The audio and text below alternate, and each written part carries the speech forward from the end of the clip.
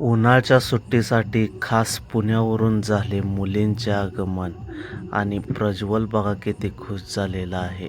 आणि मुली आल्यामुळे बाबांनी केला मटणाचा बेत. आज लेंगऱ्याचा बाजार शनिवार, गेले लेंगऱ्याला आणले मटण, चालू केली मटणाची तयारी. मुलांना बी बरेच दिवस मिळाले नव्हते मटण, चालू झाली एकदाची तयारी. लसूण, खोबरे, कांदा, टोमॅटो, खडे मसाले, त्यात कोथिंबीरचा स्वाद, असं की बघताना वाटावं एक नंबर.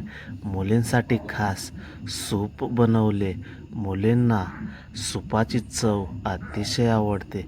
मुले बघा किती आनंदाने खात आहेत.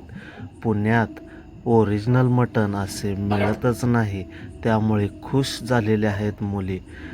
मटणाची चव गावाकडंच खायला एक नंबर लागते. असे मटण मिळणं म्हणजे गावाकडचं चवदार मटण मिळते बघा. जाता जाता चॅनलला फॉलो करा, सबस्क्राईब करा, लाईक